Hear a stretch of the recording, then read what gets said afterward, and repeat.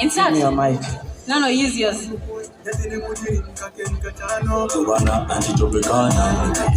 lucky the DJ is playing a song.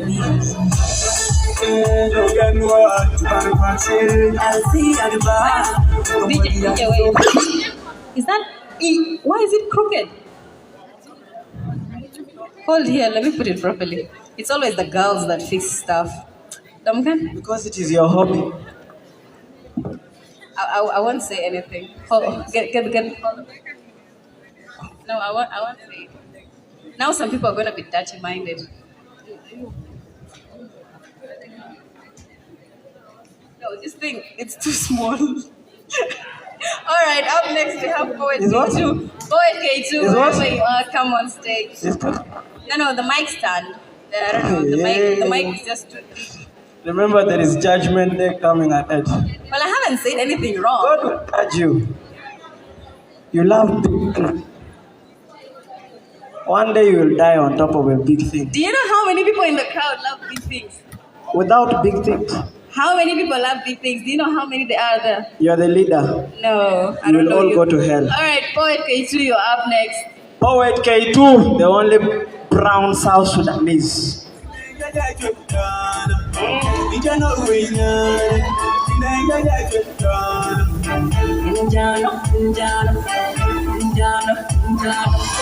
Put your hands up for Poet Ktwo!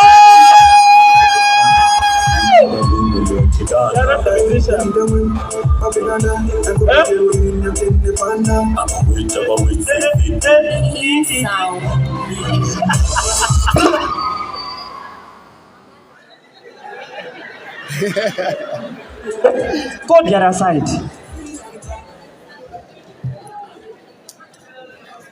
How are you guys doing? So I want us to do some 3 things before I say whatever I want to say. So if you're happy to be here, can you snap? I can't hear anything. If you're happy to be here, can you snap? If you're happy to be here, can you clap? If you're happy to be here, can you clap? If you're happy to be here, can you scream? Yo, so my name is Ktwo, the only brown South Sudanese in Kenya so far. I'm a performing spoken word artist, so I'm gonna be doing some poems. So I hope you guys enjoy and get a message out of it, right? Thank you guys very much.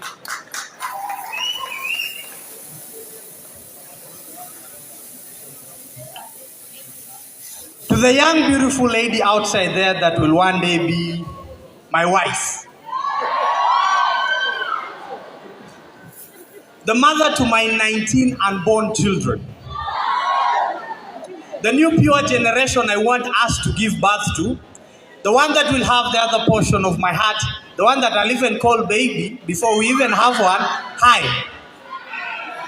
Allow me to introduce myself from a far distance before we even meet. I go by the name Chol Matiop Chol, but most people call me Ktwo. I'm a poet. So I fell in love with words before I even fall for you. And I'm sorry for that. Please forgive me. I'm from a motherland that gives birth to tall, dark giants. That's South Sudan. I was raised and brought up by an African mother who taught me that, my son, when choosing a wife, don't let the natural allowances that she has deceive you. Because you see, chill. Because you see, she may have mountains behind her back, but when you guys quarrel in a relationship, the echo of the sound may make the mountains crumble and end the marriage. So choose from the heart and the manners that she has. I don't know what type of men you like, but 3 things define me. I'm tall, dark, and handsome. Okay, the other one, I leave it up to you to decide when we meet physically. But please don't disappoint me. Don't break my heart. I'm not bragging by saying all of this, but honestly speaking, I think I'm a full package. Ladies, I'm a type of a man that will give you slow morning kisses on a Monday,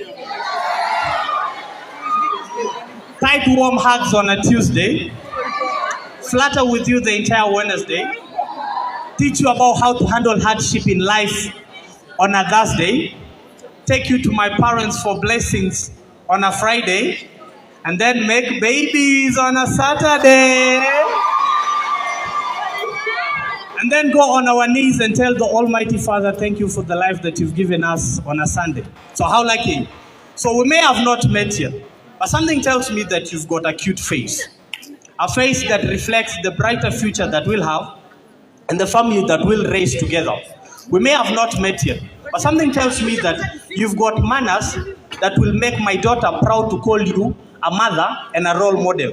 We may have not met yet, but something tells me that you've got a personality that will make my son know how to treat ladies like a gentleman. So, to my future wife, wherever you are, tell your neighbor who's now stalking on you, wherever you are, that he's totally wasting his time.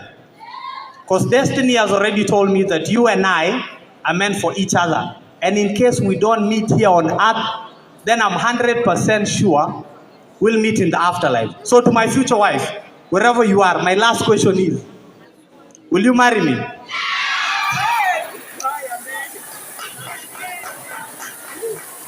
So the next poem that I'm going to be performing, we're going to be switching up a bit. So there's a topic that mostly whenever we talk about it, I set the date. So there's a topic that whenever, mostly the youth, whenever this topic is brought up, most of you guys turn tables. It's a topic about depression, it's about suicide, it's about mental health. So I want to say something about it. So a young man full of dreams, he stands in front of a mirror and says, of late, life has been so unfair to me. Too much stress to bear mentally as a young youth. Suicidal thoughts on my mind daily. So tell me, God, what's next for me? My friends have turned into my enemies, and my enemies have turned into my worst nightmare. They smile at me from a distance, but during my darkest days. I'm mentally in hell, but spiritually in heaven. The doors to my success seem to have locked me out, keys thrown into the deepest ocean. And the more I look for them, the deeper I get into my evil thoughts. People view my life from a low point, so at times I take drugs just to let them watch me get high. I don't know if it's helping, but I don't care because it's the only loyal friend that I've got around me at the moment. I have a family, but I still feel lonely because none of them is always there for me when I need them the most. My heart is crying right now, but when I'm gone, they'll be the ones to cry for me. I'm in the dark right now, but when I'm no more, they will light candles as a symbol of sending me off. Every night, I'm sleeping in my ragged clothes, but a day is coming when I'll sleep with my casket closed. There are times I'm afraid to sleep, wondering what if I never wake up to ever see my loved ones. There are times I'm on my knees asking God to prepare a place up there for me when I'm about to take my own life. But something keeps on telling me not to do it, that there's still a place down here for me. But I wonder what's taking it so long, because the inner demons that I'm fighting are almost taking over me, and I may end up doing something stupid. They call me an introvert for not speaking up. But once I do, they're the first ones to tell my secrets to the public and laugh at me. Because a young man full of dreams, he stands in front of all these people and says, of late, life has been so unfair to me. Too much stress to bear mentally as a young youth. Suicidal thoughts on my mind daily. So tell me, God, what's next for me? I know I'm not the only one that is going through all of this. Because I know of young girls who are rape victims that have been chased away from their home just because of reporting an uncle who sexually tried to abuse them. And they are now viewed as family enemies. I know of young boys that have been sentenced to life imprisonment for a crime they never committed, but just because of the bad company that they had.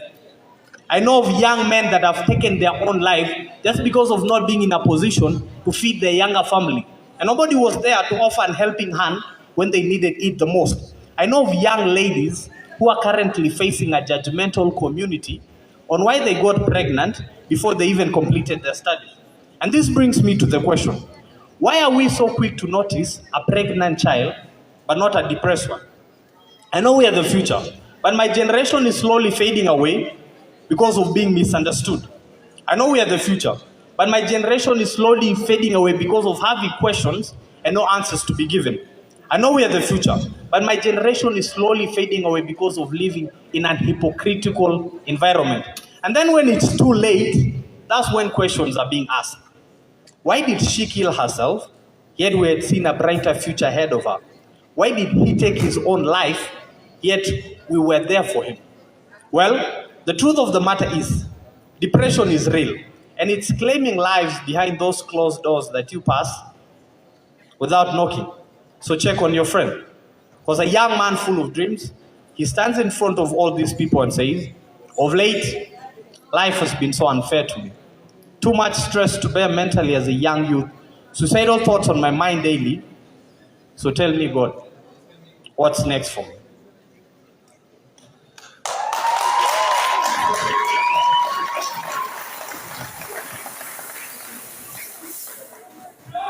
So that poem,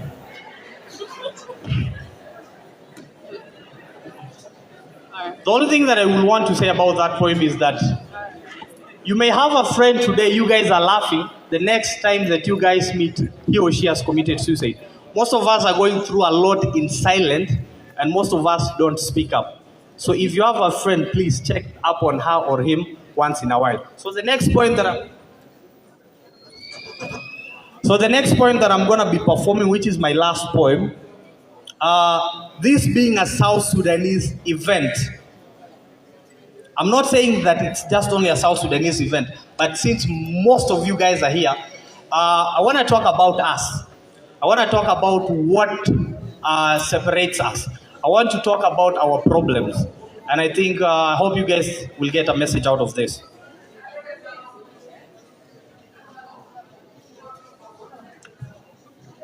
So I'm from South Sudan. I know you've all probably heard of the country. So that's my motherland.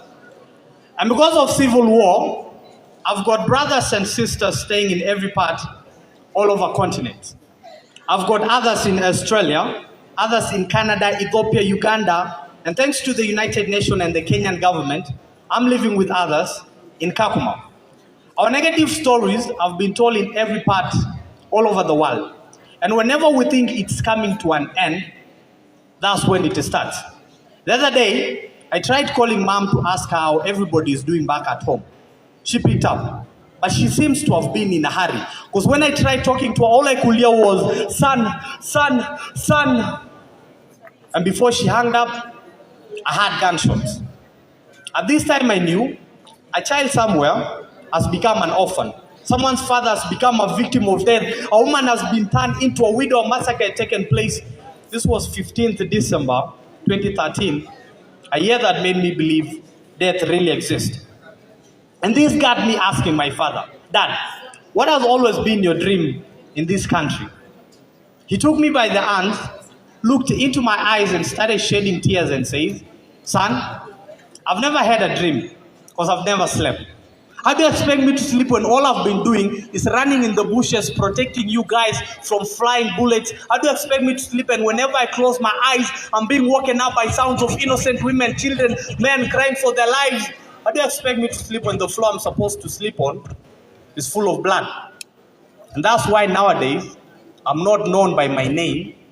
I'm known as a refugee. I've always wanted to be a journalist. But wait, how do I report death of my people each and every time? My sister wanted to be a doctor, but she can't bear having blood of innocent lives in her hands every day. My younger brother was a footballer, but his legs were taken away from him. I don't know why all this is happening. But tribe is nothing but a name we've only been given to divide us. So instead of spreading war, why don't we spread peace? Instead of spreading hate, why don't we spread love? Instead of dividing ourselves, why don't we unite together as one? Because I went to a foreign land, I tried making friendship with this guy. Everything was going well, but he immediately walked away from me when a passerby said, hey, be careful, he's from South Sudan. At this time, I started hating myself, not because of the country, but why was I even born in such a time whereby your brother helps you today, and tomorrow he's the same person that pulls a trigger on your head. And that's why nowadays, I'm not known by my name, I'm known as a refugee. Our flag has 6 colors, right? Black. A color that represents the black melanin skin that my people have. A skin, no matter the scars on it, it will still look beautiful. A skin, no matter the tears that have fallen on it, is still gonna shine with it. Red. A moment of silence. The blood that our forefathers shed when struggling for freedom. White. The peace that we've been longing for decades after decades. Green. The natural wealth that our country has that is not seen because of war. Blue. A color that takes me back to the good old days when we used to laugh as we fish on that river Nile. Yellow. A color that gives me hope and determination that no matter the darkest days that my people and my country is going through, one day, one time, there'll be a light at the end of the tunnel. Because I want to be known by my name, not as a refugee. Thank you so much. Sound.